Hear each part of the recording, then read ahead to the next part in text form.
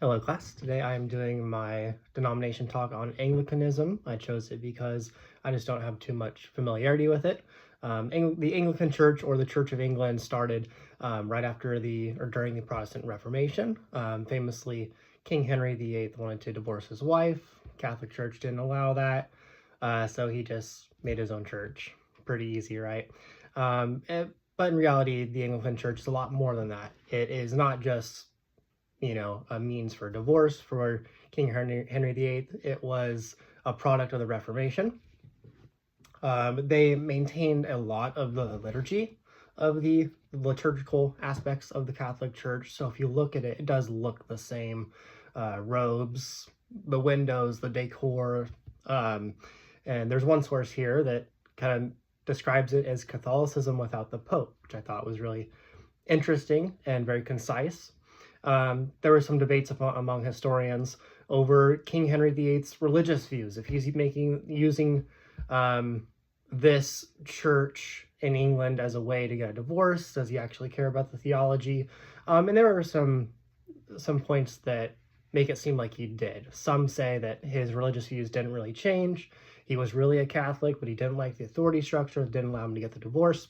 But others note that he did reform the church in England. He put himself in charge of it instead of the Pope. He had services in English. He kind of changed some of the traditional formats. And because of that, it's more of a product of the Reformation than just Catholicism without the Pope. As the state religion of England, the colonialists naturally brought it to America. That name Anglican, some of the historians said that people think it comes from angels. It doesn't. It comes from the Anglo-Saxon people who originate in Europe. And then during the American Revolutionary War, obviously, as we've discussed in class, the colonists broke off from the religion of England a few decades before they broke off politically from the church in England, or from the government of England. And because of that, in America, the Anglican Church became the Episcopalian Church. And the core idea of beliefs were the same, but just different names and in different areas. And because of the British Empire and Anglicanism through the British Empire becoming global, Anglicanism thus spread everywhere.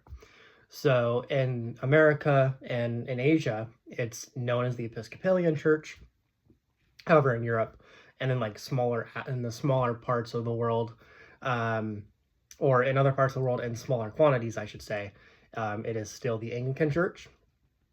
And I think one kind of description that I've noticed that maybe wasn't in the sources was that the Anglican Church seems to be rooted in the society in which it lives. So, for example, the Episcopalian Church, if you look at it today, it's actually one of the more liberal denominations, if not the most liberal denomination. And I think because of that, it kind of shows that where society moves, the church goes with it. The Anglican Church is not that way. It kind of stays more structured, but the Episcopalian version of it, because its foundations as the Episcopalian Church have to do with a political breakup, it's just tied to the society, and it kind of moves more with where society goes. So that's what I learned about the Anglican Church / Episcopalian Church. It was good to learn the differences between those two because those words are used interchangeably, and it's a little bit confusing. There have been more breakoffs from the Episcopalian Church in recent years. The last was just under 50 years ago. You had the creation of the Anglican Catholic Church, and they were trying to go back to their roots. Maybe because of some of the more liberal notions that the Episcopalian Church has been open to. But yeah, thank you guys for watching.